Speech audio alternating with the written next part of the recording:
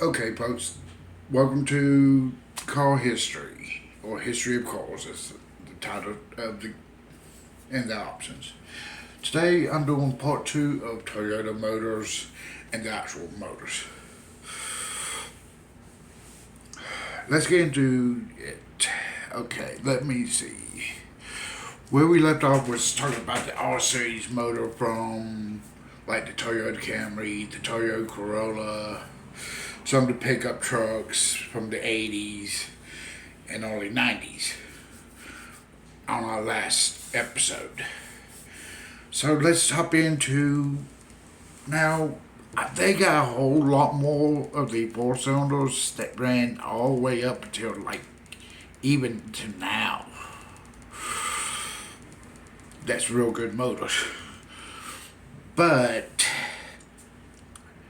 I'm wanting to hop over into the next size motor, or the next series of motor, style series of motor, which is an inline six.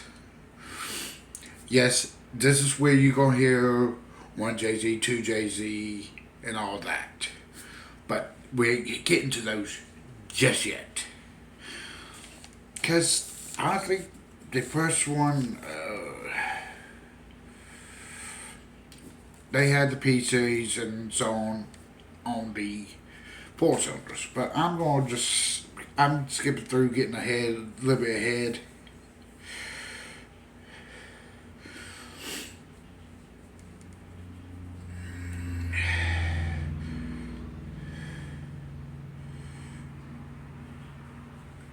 Yes,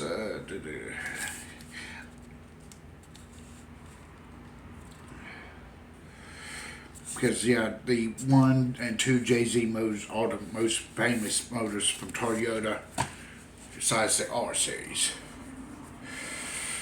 But the R series was their four cylinder, the one JZ, two JZs, they're inline six.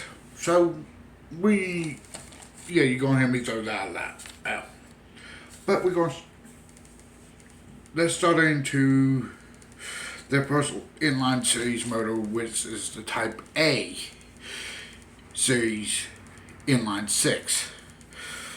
It was a 3.4 liter overhead valve, which means the can was in the block, not on top of the heads. And it was then they had another 3.4 in 37, because that one ran from 35 to 47. And 37 they actually added the Type B 3.4. Just a variation, not much, maybe a cam change, the block maybe had a bigger ball, shorter stroke, or however they did it. Because I've never really messed with those motors. Those motors were way before my times, and they wasn't even in the United States, and which is where I'm located at.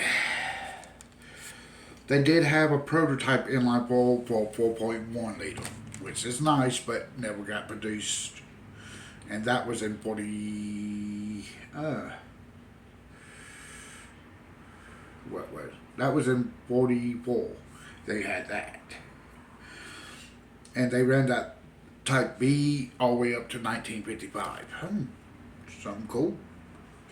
But here we go, hopping into the longest running series of the inline six, the F type. Type F series motor.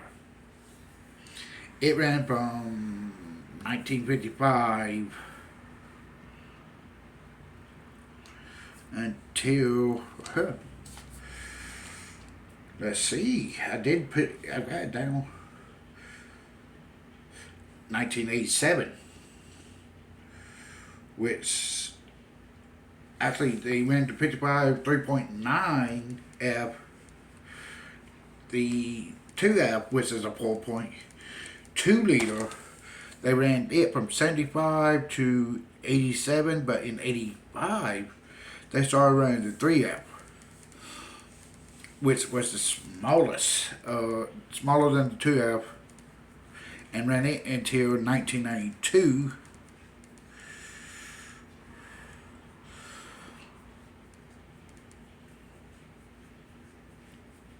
And then in 1965, the inline 6 Type M.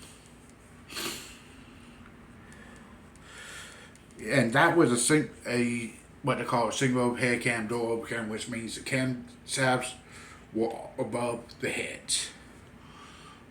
Which, yes, and that's the most common. It's getting to be more common feature than having the overhead valve, except for like Camis and stuff like that. Yeah. Oh, I've got to. While I'm thinking about it, I'm giving a proud to say the coffee in my coffee cup is not just any coffee. It is a coffee I have to order, but I love it dearly. It's from Drag Up Coffee. So, if you want some good coffee, go order from dragupcoffee.com. Order any of his coffees. He's got filters, he's got cup mugs, he's got even merchandise. I'm giving him a shout out because he is a good guy and makes a damn good coffee.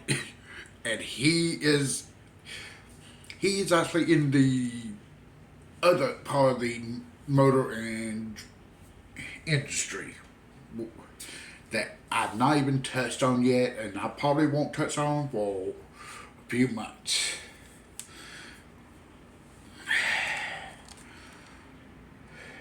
And the Type M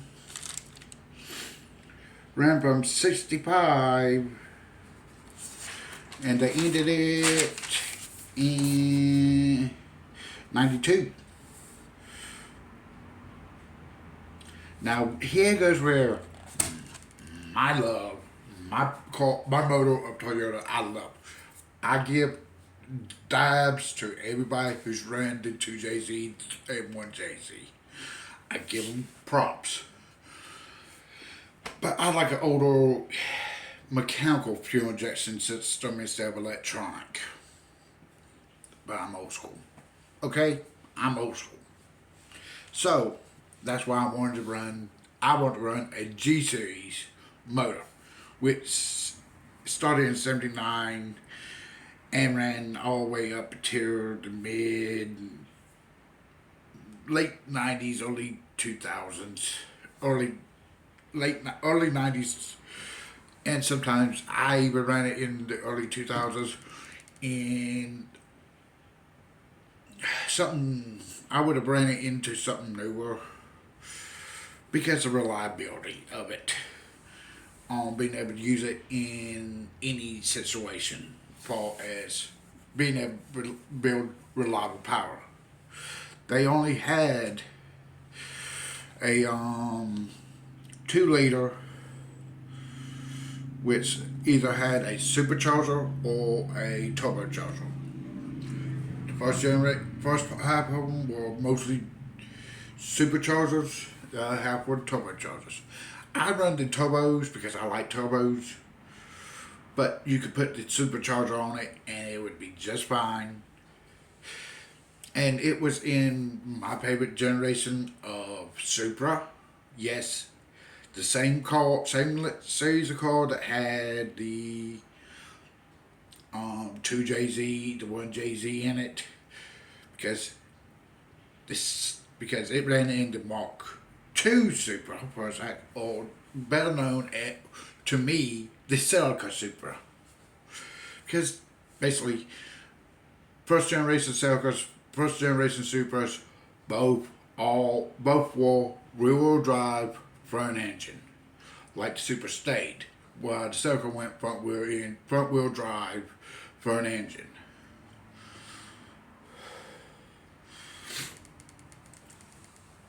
Now, I know you're gonna ask, when is 1JZ, 2JZ coming up? The 1JZ mostly was an unturbo version motor, but they did have a turbo version, which was the GTE. because we're getting into it. Now, this motor only ran the 90s because it had a whole list of cars that it was in. But the GTE, yeah, the GTE was the turbo version. The 1JZGE was actually a non-turbo. So when you look at the stamp on the block, if it says 1JZ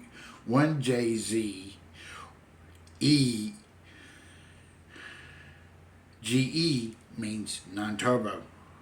But you still could, that whole bomb in, no matter which one you got, could run turbo, but that's how they distinguish which block is which car gets which. And same thing on the 2JZ.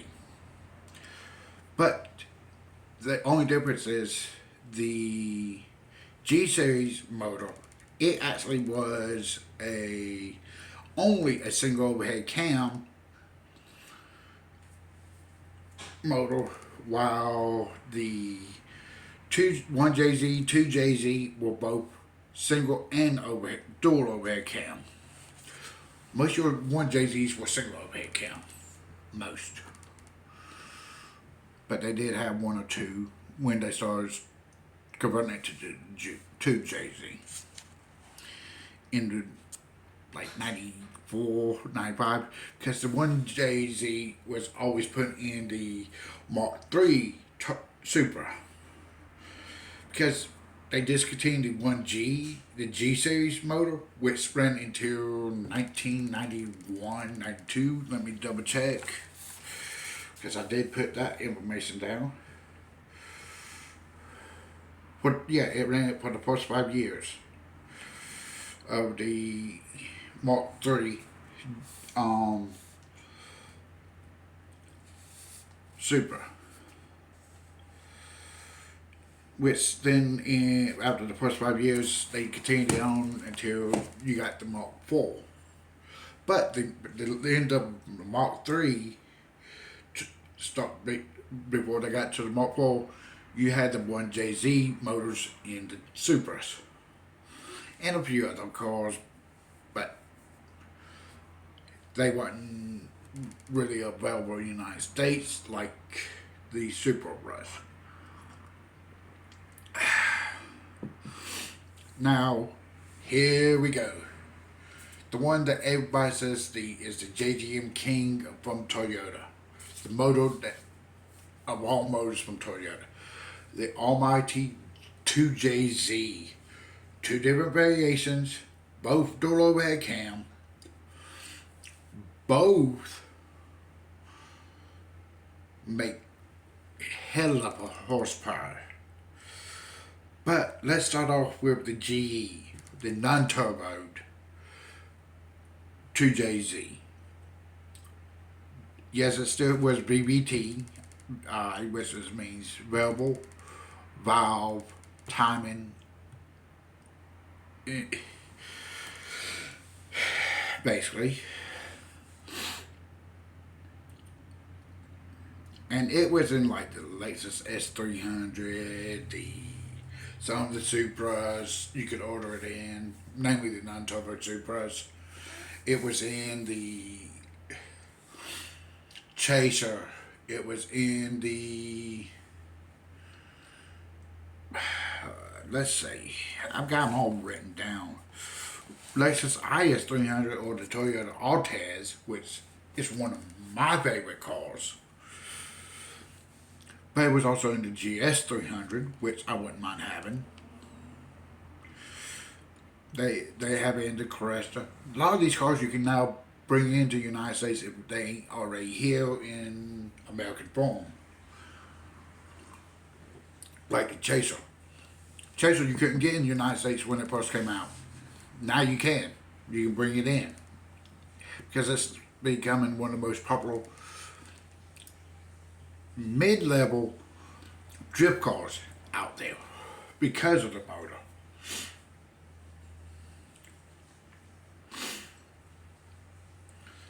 and it's a popular motor. It's a popular in a lot of vehicles. Then you have the, if you look on the block, you see GE. That's non-turbo. Now we're gonna go look at 2JZE GTE, which means turbo, which you can get up to, I know, at least 1100, 1200 horsepower without really too much hard work on doing internals. I've seen a 1500 horsepower stock internals with just turbo, intake, exhaust, change up the cam on the heads, and a good tune. And so, yeah, it can be done before you have to touch the internals in the bottom end. But that ain't the last of the inline sixes, as everybody thinks. You have the F series. The FZ series motor, which is huge inline six. When I say huge, it actually is bigger than the 190 in the Chevrolet Nova, the Chevy Novas, or even the 300 in the Ford. It's about the same size as a 300 in a Ford.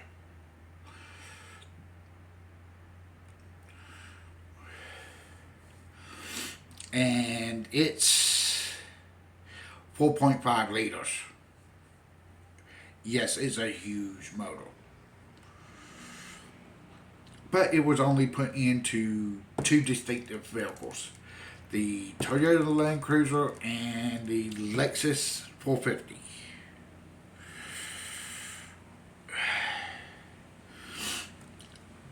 But they ran the F Series inline six from the 80s through the early 2000s in those. They now have putting V8s in those now. Small V8s and small, or bigger, a little bit smaller in dimensions wise in V6s. So yeah. But for all this information I have gathered, except for something car vehicles and what cars they came in, because I know them personally. I grew up on them. Those were my cars. Most of the engines on what size they were, what series they were, has came for the last two episodes, has came from one of my favorite sites for information, Wikipedia. But I've also confirmed some of this with Toyota mechanics and some other mechanics I know from growing up. So thank you for watching History of Cars and Options. And I will talk to you next week.